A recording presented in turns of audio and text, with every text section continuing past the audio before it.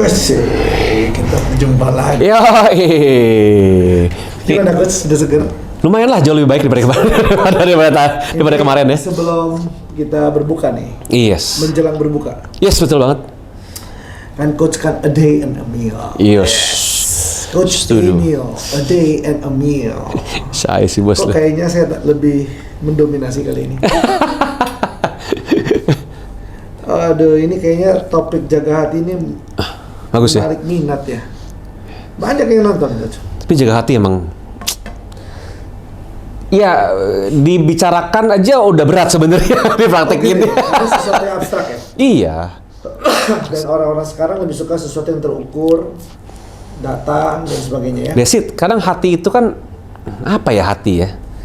Hati bukan. Hati itu ruang coach. Nah, bentuknya seperti ruang. Iya kan, bukan jantung, bukan liver, bukan loh. Bukan, dia tempat kayak storage ya. Ya itu dia. Storage. Kan kalau orang bilang Umumnya storage umumnya lah ya. kan dibilangnya pernah itu ngomong siapa ya, Bos Andi ya, kalau kita pengen punya bisnis lebih besar, kita pengen punya bisnis lebih maju, kita juga mesti punya hati yang besar. Oh iyalah coach, karena waktu kita punya bisnis yang besar pasti masalah. Itu dia kan. Jadi dia ber apa tuh namanya, paralel ya. Betul sejalan beriringan. Ataupun bergerak linear ya. Yes. Pengaruh lebih besar, tanggung jawab lebih besar, masalah lebih banyak. Itu dia kan. Uang lebih banyak, masalah Lebih banyak. Jadi kalau orang yang nggak punya hati yang besar, malah jadi gini. Contoh coach memimpin banyak orang. Semakin banyak orang dipimpin, berarti semakin banyak kesalahan yang kita lihat. Yes. Semakin banyak ketidaksesuaian yang kita lihat. Betul. Semakin banyak perlawanan yang kita lihat. Betul. Ya kan? Dan semakin banyak kesalahpahaman yang dirasakan. Ya otomatis masalah lebih banyak. Itu dia, makanya kenapa waktu itu dibilangnya adalah hati itu seperti kapal. Seberapa banyak orang yang bisa masuk dalam kapal itu, seberapa besar hati kita juga mesti semakin mencukupi ya dikata doang. Jadi sebenarnya kesuksesan itu bukan apa ya namanya ya. Banyak orang tuh memimpikan sukses, menginginkan sukses, tapi tidak tahu harga yang dibayar jika sukses ya. Sama, tapi gini loh, karena sukses itu kan gitu kan. Kadang udah didominasi sama lingkungan, sama orang-orang di sosial media bahwa sukses itu kalau kita Nyaman. punya. Sukses itu nyaman. Iya, tapi. Betul gak sih? Ya iya. Jadi orang mengejar itu karena berpikir sukses itu nyaman. Nyaman, kaya raya, Terkenal, punya uang sangat banyak, unlimited, mau beli apa bisa beli. Wah, itu mikirnya gitu kan. Padahal sebenarnya sukses itu disertai pasti tanggung jawab yang besar, Oh iya. tekanan yang besar, Iya. disertai dengan tantangan yang besar. Iya, nah jeleknya manusia kan ngelihat apa yang sudah langsung dilihat. Kaya lu, hebat lu, wih, gitu kan. Tapi dia nggak lihat apa yang dilakukan dari dulunya, nggak dilihat sama dia. Iya, jadi memang, jadi gini coach, memang sukses itu challenging, ya. Satu kondisi status kehidupan yang challenging. Kalau kita mengukur sukses itu dari segi financial saja, bahwa itu nyaman, enak, itu salah besar. Karena kita bicara sukses, arti lain sukses kan berhasil. Kita berhasil apa yang kita kerjakan, contoh kita berhasil menjadi seorang pemimpin, berarti kan pengikut kita banyak. Pengikut kita banyak, pasti otomatis kita harus memberi makan pengikut kita. Yes. Bukan cuma keuangan, tapi juga segi mental, moral, betul, mental dan sebagainya. Itu berarti kan kita harus tanggung jawab lebih besar lagi. Dan kalau kita tidak siap, bahaya. Nah, sukses itu artinya gini, kita pernah sebelumnya pada posisi yang tidak sukses, lalu kita berhasil mencapai satu posisi yang namanya sukses kan? Ya. Artinya kita achieve something, ya, ada keberhasilan yang kita raih gitu. Kalau gitu pertanyaan saya gini coach, kalau hibah, contoh orang tua pengusaha owner dihibahkan ke anak, sukses kan? Enggak. Si anak. Enggak.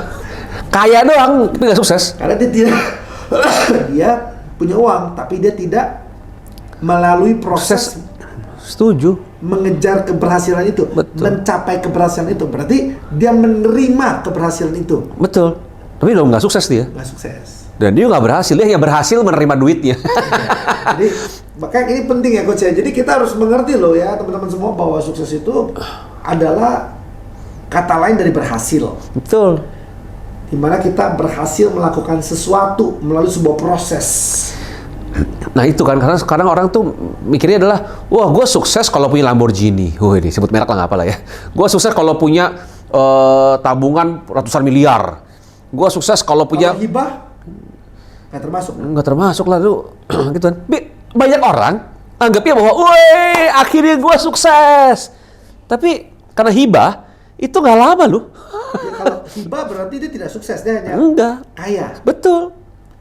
ya kan? Iya. Tapi dia bukan sukses. Bukan. Karena dia tidak ada di dalam proses perjuangan itu. Betul. Dia tidak mengerjakan itu. Betul, Bang. Kira-kira siap nggak coach menerima tanggung jawab mengelola uang sebanyak itu? Nggak bakalan. Kenapa coach? Iya nggak ngalamin prosesnya. Dia nggak ngalamin sakitnya, pendarahannya, bleedingnya, stresnya, traumanya. Nggak ngalamin.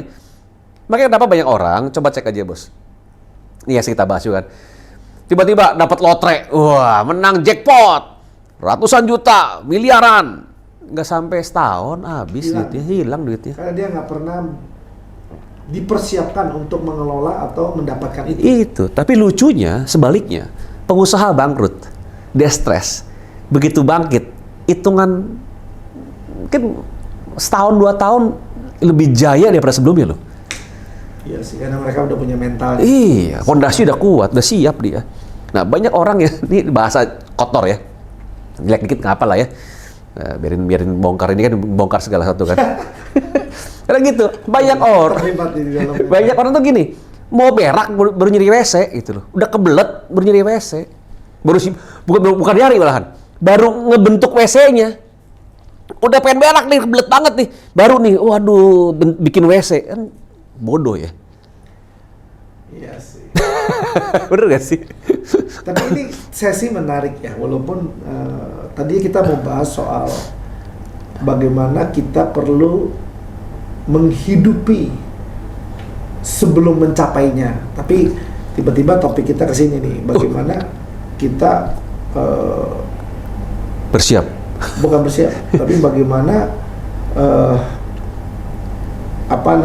kita mengerti arti sukses yang sesungguhnya. Oh iya. Ya kan, dan membedakan sukses itu dengan nyaman atau kaya, Betul. ya, atau banyak uang. Tapi sukses itu adalah perjuangan sebenarnya kan ya. Dan setiap orang tidak melalui perjuangan itu bukan dinyatakan orang sukses. Yes. Ya, ini menarik sekali sih. Dan kalau orang bisa membedakan ini, dia mengerti ini dengan baik, mereka akan suka yang namanya perjuangan. Oh iya. Gak skip gitu. Gak cari jalan instan. Katakan kenikmatannya itu adalah di perjuangannya itu kan. Nah, ini menarik nih. Bukan pada saat kita Mencapai. memperolehnya. Betul. Tapi proses itu yang membuat, kayak tadi coach tadi ya waktu di sesi sebelumnya kan, sampai berkaca-kaca makan Hot coklat. hot coklat atau kue coklat tadi? Hot coklat sama Kue tiga. sama coklatnya. Nah, coklatnya itu kan karena ada perjuangan di dalamnya, merasakan coklat yang begitu enak yang sebelumnya tidak dirasakan. Nah, ini tidak bisa kita rasakan kalau kita hanya menerima hibahan gitu. Nggak bisa. Jadi kenikmatan sesungguhnya itu ada di perjuangannya, Wah, ini dalam nih. ada di prosesnya. Betul. Berarti Bukan iya, betul. saat kita memperolehnya. Ini menarik. Jangan-jangan berarti orang yang dihibahkan Mercy atau Lamborghini, dia nggak menikmati Lamborghini loh. Tidak. Saat dia tiba-tiba dibeliin tas Hermes yang ratusan juta miliar itu, dia pakai. Biasa Mungkin dia, aja. karena dia nggak melewati proses perjuangan Biasa untuk mendapatkan itu aja. gitu ya. Yes. Iya kan? Yes. Nah kenapa sebenarnya ini, wah ini seru sebenarnya nih. Ini kalau Kaya tapi tidak menikmati. itu dia. Waduh, jadi judulnya nih. Wah, kayaknya nggak menikmati, betul banget. Tapi kenapa saya pun mendidik anak saya juga tidak sembarang kasih ya. Kayak kemarin tiba-tiba dia handphonenya jatuh. Akhirnya AMOLED-nya LCD-nya nggak nyala lah. Dia udah mudahnya. Jadi rusak nih handphonenya, mau beli baru ah. Bilang no. Terus gimana? Lu punya uang berapa emang? Ya sekian juta. Mau beli handphone apa? Handphone ini Dedi. No. Lu beli gua nggak kasih. Jadi gimana Dedi? Cek berapa harga LCD? LED-nya berapa? Saya cek. Kalau masih bisa kerja semua, ganti LED aja. Ngapain beli handphone baru? Kecuali gini, lu kerja bareng gua, bareng Dedi, kamu fight bareng Dedi, kamu dapat imbalan duit dari apa yang kamu kerjakan, mau beli, tapi your money, not my money. Udah diem. Jadi gimana Dedi? Lu kan itu duit angpau, kan lagi Imlek kan duit angpau kan. Cukup untuk ganti AMOLED-nya, LED-nya.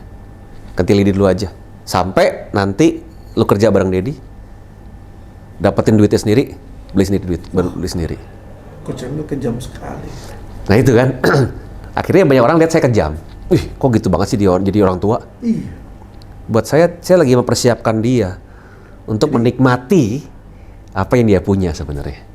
Tapi dia nggak ngerti, Coach. Nggak apa-apa, sekarang nggak ngerti. Someday. Paham, Coach. Wah, Bisa marah. terus iya dong. Ngapain repot-repot sih? Karena Hidup udah banyak masalah, kok bikin anak marah lagi. Karena saya mempersiapkan masa depan dia untuk lebih baik. Itu yang sulit dipahami lah ya sama banyak orang tua. Kadang teman-temannya dia bilang gini. Anak kecil nggak mungkin paham, Coach. Ngapain pakai cara-cara begitu sih? Dia bilang gitu kemarin. Jadi temannya saya pakai handphone kayak Dedi katanya. Hah? Buat apaan saya bilang? Baru SMP kelas 3, mau SMA kelas 1, pakai handphone kayak Dedi. Buat apa emangnya? Buat main game. Saya bilang, ngapain main game? Butuh handphone yang semahal itu, seheboh itu. Dia diam. Iya dia, buat apa dia? Loh, buat apa? Saya nanya sama dia. Nggak kepake juga Dedi. Emang pakai pennya, kepake pennya? Enggak Dedi. Terus emang fitur-fitur yang di handphonenya dipakai semua? Enggak. So buat apa? Mungkin buat sombong doang kali. Nah, good answer saya bilang. Berarti kalau kamu udah dibeliin begini, kamu gimana? Paling buat belagu doang sih. Penting nggak buat kamu? Enggak sih. Pentingnya buat apa? Ya nggak penting juga, ya pakai handphone aja bisa main game bagus kok. Jadi banyak orang pengen itu hanya untuk show off. Wih, gue keren nih, gue kaya nih. Tapi apakah penting? Nggak penting. Dan saya jarang lah orang tua kayak begitu sekarang, Coach. Semua orang tua cari jalan gampang menangani anak. Iya. Bukan cara benar menangani anak. Ya saya mengambil. Tapi ngeluh waktu anaknya jadi nggak benar. Itu dia. Karena kan pusing kan, Coach. Di kantor pusing, di pekerjaan pusing, pulang ke rumah mungkin pusing lagi. Betul. Karena istri dan anak. Udah ada pakai jalan singkat supaya nggak perlu menghindari konflik. Udah beliin deh. Iya kan? Jadi enggak. Saya bilang sama anak saya, oke lah, someday. Nanti kamu kan tahun depan udah 16 tahun. Masuk hampir 16 tahun. Kamu bisa bareng Dedi untuk kita coba bisnis bareng. You fight. Dari uang itu, kamu mau beli apa, silakan, tapi tanya dulu sama Dedi. Kok mesti Dedi? Kan uang aku katanya. Karena kamu mesti tahu mana yang kamu butuh, mana yang kamu pengen. Kamu mesti bisa bedain itu. Kalau kamu pengen doang, wah, ini itu nggak butuh. Ini keberuntungan seorang anak memiliki orang tua coach. Jadi anaknya di coaching terus. Iya sih. Sepanjang hari, sepanjang minggu, sepanjang bulan. Tapi sometimes ada komplain juga. Kadang istri saya ngomong, Mil, dia lagi butuh bapaknya bukan coach. Oh iya juga. Kebablasan, coaching terus. Dia butuh bapaknya bukan seorang coach. Jadi sebenarnya Tuhan tuh adil, Coach. Iya. Jadi gini loh, orang berpikir gini, kita dipuaskan karena apa yang kita punya. Padahal sebenarnya orang yang punya, tanpa dia melalui proses untuk menerimanya, tidak ada rasa di dalam apa yang dia punya. Yes.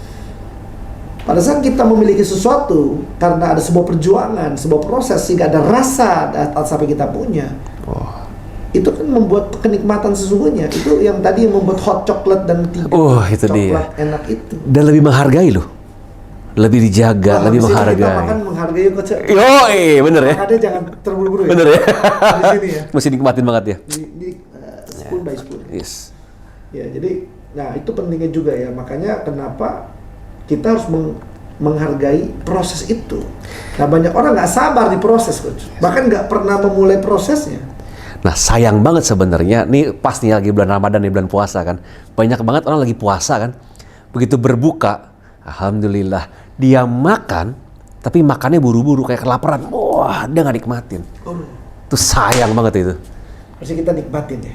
Begitu buka puasa. Moment of pleasure itu. Exactly. Itu surga itu. Lagi lapar, lagi aus, tiba-tiba momen berbuka itu satu hal yang sangat indah sebenarnya. Analogi yang bagus ya. Orang yang nggak pernah lapar, nggak pernah haus, bagaimana tahu rasanya kenyang? Gimana tahu rasanya nikmatnya makan iya. dan minum. Saat dia Jadi pada saat kita dilaparkan atau dihauskan pada sebuah situasi kondisi yang nggak nyaman sekarang ini, itu adalah proses menuju kenikmatan. Nah, dan nikmat itu harus benar-benar nikmatnya dihargai. So, kebersamaan sama keluarga, makan bareng, berbuka, lagi makan bareng-bareng, nikmatin itu momennya, rasa nikmat lagi makan, rasa nikmat lagi minum, nikmatin, jangan buru-buru. Iya sih. Makanya memang coach ya, penting banget kita melalui proses itu. Jangan shortcut ya. Jangan berpikir bahwa yang cepat ataupun yang enak itu yang nikmat. Yes. Padahal sebenarnya kebetulan keluarga saya ada satu orang yang Rolls Royce aja 2 di rumah. Awesome. Kita sudah kenal tuh kayaknya. Boleh kenalan nanti. Saya sih nggak pernah nanya apakah dia menikmati atau tidak. Mungkin juga buat dia biasa kali ya. Karena saya belum punya, buat saya Wah. kalau saya punya suatu hari Mungkin biasa. juga. Karena mencapai Betul sih. Mungkin buat dia biasa karena memang segitunya gitu. Level udah situ levelnya. Tapi kalau dia tidak mengalami prosesnya sih, dia akan gak menghargai juga. Kita harus, jadi hidup itu bukan kita mulai dari level apa loh, nggak penting itu. Jadi Tuhan tuh baik dan adil. Kadang-kadang kita berpikir kita mengukurnya, gua kan levelnya di bawah dia jauh, dia kan lebih enak levelnya di sini. Tak, padahal waktu dia di sini dia naik level 1, ya kenikmatannya 1. Kita di sini naik level 3, kenikmatan kita 3. Betul. Wow. Betul banget sih. Jadi bukan diukur dari apa yang terlihat saja kita di level mana. Yes, setuju banget itu. Nah, saya mau ngebocorin satu cara sukses coach. Ini agak keluar dari topik nih. Nggak apa, menarik. Ini saya juga lagi butuh soalnya. Ini agak keluar sedikit ya. Yeah. Tapi topik tadi menarik sekali ya, bahwa mengajarkan kita bersyukur, mengajarkan kita itu dia. Tidak membanding-bandingkan, karena tolak ukurnya bukan kita ada di level apa, tapi kita naik berapa level tolak ukurnya itu. Yes. Kalau saya ada di level 1 naik ke level 4, saya naik 3 level. Saya ada level 5 tapi cuma naik 1 level ke level 6, berarti kesuksesan cuma 1 level. Berarti kesuksesan yang 3 level ini lebih-lebihi yang cuma 1 level ini. Setuju banget. Karena pertumbuhannya beda pertumbuhannya. Feel free dong. Betul. Nah, kita tertipu, nah kita bongkar deh. Kita tertipu. Dan apa yang dimiliki? Apa yang dia miliki? Betul. Kita langsung judge langsung. Lebih hebat. Lebih hebat. Nggak gitu. Nggak gitu. Wah, enak banget nih. Saya jadi exciting di level di mana saya dulu dilahirkan. Dan tadi bagus banget kata-katanya. Itu keyword buat saya. Itulah bersyukur. Itu keyword yang luar biasa yang harus kita tanamkan ke diri kita dan sebanyak orang adalah selalu bersyukur dengan apa yang kita miliki. Jangan lihat orang, wah saya belum punya ini, saya belum punya. Fokusnya dengan apa yang dia belum punya. Tapi dia nggak fokus dengan apa yang dia punya. Kalau fokus sama dengan apa yang dia punya, dan selalu bersyukur dengan apa yang kita miliki saat ini, hidup kita bahagia. Ya, memang ini sesi yang antik.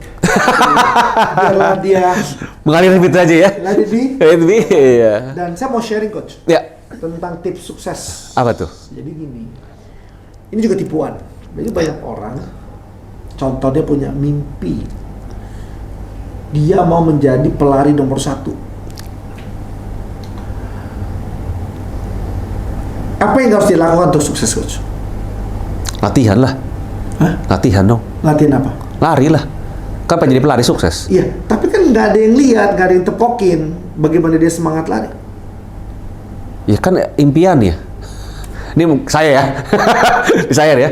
Ya kan kalau saya mau jadi pelari sukses, jadi pelari nomor 1 dunia, ya saya mesti latihan lah day by day.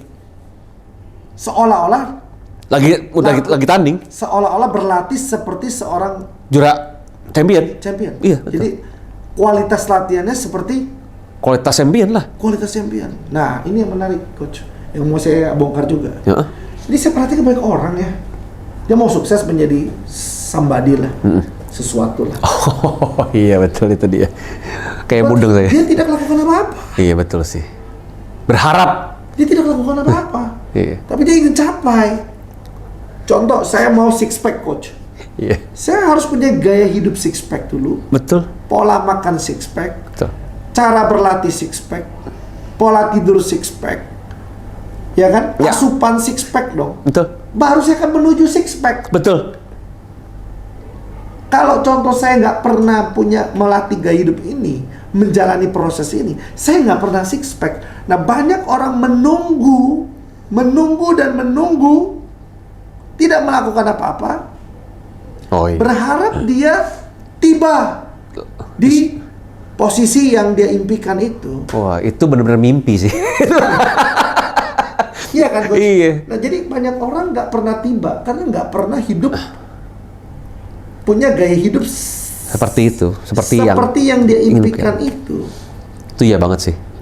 Entah dia ingin menjadi seorang pelari nomor 1, ya dia harus berlari, latihan lari Seperti seorang dengan medan seperti pelari nomor 1. Dia ingin menjadi pemain piano terbaik. Dia harus bermain piano seperti pemain piano terbaik. Dia ingin menjadi pengusaha terbaik. Dia harus melatih dirinya melakukan pekerjaan-pekerjaan seorang pengusaha sebelum dia jadi pengusaha. Contoh, waktu jadi karyawan nih, Betul. cara kerjanya udah jadi cara kerja seorang pengusaha. Pola pikirnya pola jadi pengusaha. Pikir pengusaha. Contoh, pakai kertas nggak sembarangan. Nah ini adalah perusahaan saya. Ini Nggak buang wah, sembarangan betul sih. kertasnya. Betul sih. Mejanya rapi. Betul. Cara kelola uang, cara pencatatannya, cara menghadapi teman kerjanya itu seperti seorang pengusaha. Setuju banget. Sehingga pada saat dia menjadi seorang pengusaha itu kan cuman waktu Pencapaian. pengukuhannya Iya, betul. saja. Tapi dia sudah punya otot pengusaha. Iya, betul. Nah, kalau orang yang mungkin seorang karyawan saat ini dia ingin jadi pengusaha, tapi cara dia berpikir, cara dia kerja seperti seorang karyawan, Nggak bisa. tidak pernah menjadi seorang pengusaha. Nggak bisa. Saya dulu punya seorang mentor ngajarin saya gini, if you want to be a diamond, think like a diamond, work like a diamond, Yes. live like a diamond. Itu dalam tuh, amazing tuh. Ya itu yang saya mau bongkar, jangan kita menipu diri. Contoh, kalau memang saya mau jadi pelari hebat, Iya itu dia tuh. kalau perlu saya ke sekolah dari kecil, Ya, saya lari aja Betul. sampai ke sekolah, pulang lari lagi. Ini- Ada kesempatan lari, Betul sih. punya pola hidup, pola makan, pola lari seperti seorang pelari nomor 1. Baru saya jadi champion dong. Itu dia. Ada satu teman saya, dia ngirimin satu video di TikTok nggak salah, saya lupa nama orang ini. Dia champion di Amerika, pelari champion di Amerika. Terus dia bilang, dia orang kulit putih ya. Dia bilang, saya mau coba latihan lari sama satu negara apa ya yang paling cepat tuh? Itu Nigeria. Nigeria. Saya pengen latihan lari di sana. Pelari nomor 1 ya. Iya, dia pengen coba latihan di Nigeria. Di awal dia, steady larinya. Begitu lama-lama dia ngeliat orang Nigeria hilang semua. Dia sendirian di belakang. Bilang, nih saya sama pelari paling jelek di Nigeria pun saya kalah. Itu akhirnya dia bilang, wah ini nggak bisa ya, nggak bener ya. Dia coba terus latihan terus. Seperti orang Nigeria. Akhirnya dia bisa steady sampai seperti orang dia. Nah, ternyata kenapa dia baru tahu kenapa orang Nigeria jago lari. Memang kerjaan dia tiap hari dikejar macan kayaknya. Just joking. But ini ada video di TikTok, saya lupa namanya. Jadi saya cari lagi, kalau ada nanti saya coba kasih Bos Andi ya. Ini menarik. Karena emang daily life kita yang menentukan diri kita. Nah, ini kan lucu gitu ya. Mimpi banget kok tiba-tiba saya mau sukses kayak siapa ya misalkan ya pengusaha sukses Indonesia. Kalau mau kaya bisa kok. Saya mau kaya kalau dihibahkan. Saya mau sukses nggak bisa. Bisa, iya betul. Itu bicara darah, Air mata, pengorbanan. Nah itu kalau saya mau seperti ini, tetapi kerjanya kita tidak seperti itu, tidak dilatih seperti itu sejak sekarang. muscle-nya nggak seperti itu, Tidak pola akan menuju pikirnya itu nggak akan jadi, Betul. nggak bisa. Ya jadi memang ya kalau kita dalam topik ini kalau saya lihat gini, yang kita bongkar adalah kita tidak menikmati apa yang sekedar kita punya, ya. Iya. Kalau itu hanya dapat diberikan, kita mungkin memakainya, tapi rasa nikmatnya berbeda jika kita memperjuangkan untuk mendapatkan itu. Itu dia. Jadi yang mungkin belum nggak dapat privilege, menurut jadi gini lucu coach. Oh iya. Mungkin itu bukan privilege tuh coach. Iya kan? Itu bukan jadi privilege karena kita jadi tidak tahu rasanya, kita tidak bisa menikmati prosesnya. Jadi yang kata orang sekarang ini privilege karena kita lahir di keluarga orang yang kaya, secara kita memiliki iya, tapi kita nggak menikmati dan tidak bisa berbangga di dalamnya. Ini saya pernah ketemu sama teman. Betul nggak coach? Jadi yang dimaksud privilege itu sebenarnya Tuhan memberi privilege yang sama buat semua orang. Itu dia. Itu yang saya mau bahas bahwa teman saya tuh udah umur 50-an. 50 lebih lah, hampir 60 lah. Terus saya ngomong sama dia, wah gila sih, saya bilang, gue pernah umur 31 tahun, bangkrut abis tengkurap. Dia bilang, hah? Umur berapa, Mil? 31, bangkrut. Hilang berapa duit lu? Sekian miliar. Lu umur 31 hilang sekian miliar? Iya. Selamat. Kok diselamatin sih? Gagal, bangkrut, hilang sekian miliar, diselamatin sama bos besar ini. Saya bilang, loh bos, kok kenapa diselamatin? Gua amazed sama lu. Gua umur 40 lebih baru gua bangkrut. Terus ini ngadu bangkrut gitu saya. Ngadu bangkrut apa ngadu apa? Setelah itu apa yang lo lakuin, Mil? Ya bangkit lagi, fight lagi, berjuang lagi. Gila. Gua nggak kepikir sih lu umur 70 80 akan kayak apa. Emang kenapa sih? Saya bilang, what the meaning, what the point? Saya bilang. Bilang ini. Gua bisa seperti hari ini karena papa gue nggak kaya, papa gue sempat bangkrut, gue nggak punya apa-apa, gue fight dari awal dari nol sampai titik tertentu dan gue hilang bangkrut lagi, abis lagi, dan gue bangun lagi itu sampai 2-3 kali, baru ada gue hari ini. Berarti sebenarnya proses itu. Nah itu dia bilang, lu tahu nggak berarti bangkrut tuh privilege kita lu. Saya bilang, waduh, saya bilang thank you buat hari insight-nya, gila. Bangkrut tuh privilege loh, bangkrut. Di kalau orang nggak pernah bangkrut. Jadi nggak ada yang sia-sia ya. Proses yang alami itu secara materi dia hilang, tapi secara pembentukan dia dapatkan pembentukan mental yang dibutuhkan untuk lebih berhasil lagi. Jadi dia kehilangan apa yang dia miliki, tapi dia menambahkan mentalitas jika responnya benar. Itu dia. Ke dalam diri dia untuk siap membangun yang lebih besar dan menerima lebih banyak. Itu dia. Jadi tuh kita tuh nggak usah membandingkan dengan orang lain. Saya bilang bagi teman-teman nonton kali ini, kalau lagi ada lagi susah, luar biasa banget ya. Kalau lagi susah, lagi bangkrut, lagi stres, itu jangan-jangan privilege Anda. Kalau Anda bisa menyikapi dengan positif, dengan benar, it will be amazing, man. Yes, ya. Jadi nggak matters kita lahir di titik mana sih, yang mungkin saat ini dipromosi sebagai privilege ya kan? Sebenarnya bukan sih. Pada akhirnya kita startingnya di mana, yang penting kita bisa lipat gandakannya berapa kali lipat. Setuju. Itu yang lebih penting. Bukan kita endingnya berapa. Nah, ini percis banget kata Pak Andi Ibosan ini dengan namanya, saya pernah diajarin sama teman sama guru saya, guru neuro linguistic programming, program alam bawah sadar dengan neuron. Dia bilang gitu lagi nih, Mil, ini ada 3 huruf katanya, ada 3 kata, namanya be, do, have. Menjadi, melakukan, memiliki, gitu kan? Be, do, have, menjadi, melakukan, memiliki. Menurut dari 3 kata ini, yang nomor 1 harusnya yang mana? Waktu itu tahun 2002 lah. Saya bilang, orang udah marhum sekarang. Itu guru saya juga lah. Saya bilang, waktu saya baru 22, ya harus melakukan dulu dong. Melakukan dulu, itu apa lagi? Melakukan dulu, udah itu baru menjadi, baru miliki. Oh, gitu ya? Iya. Kita harus, berarti mesti lakuin dulu ya? Lakuin dulu dong. Kalau nggak lakuin, masa bisa mendapatkan, bisa miliki?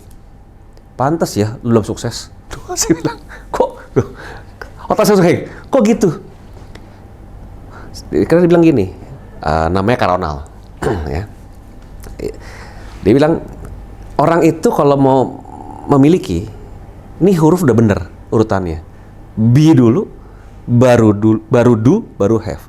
Kita menjadi dulu, terus kita melakukan, baru kita bisa milikin. Tadi yang Pandi bilang, kita menjadi dulu. Saya pengen sukses, saya pengen jadi pelari nomor 1 dunia. Saya harus punya mental, menjadi dulu, biru nih. Latihan. Menjadi dulu bahwa saya punya mental, saya punya pola pikir, saya punya latihan, saya punya semangat seperti itu. Dan saya lakukan seperti itu, baru saya milikin. Karena kalau cuma lakuin doang, tapi nggak pernah menjadi, nggak pernah punya mental seperti itu, nggak bakal kuat.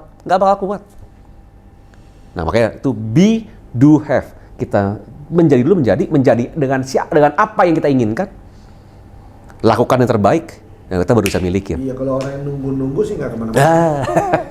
Pengen sukses, pengen Kok nggak ada berhasil gitu ya, tapi tidur terus siang dulu gitu ya, udah itu main game dulu, udah itu nggak kemana-mana gitu kan, ya nunggu sukses, bilangnya apa? Belum ada kesempatan datang, Kadang-kadang lucu gitu. ngimpi bilang. Iya, kadang-kadang tuh kita tuh suka dibodohi oleh pikiran kita.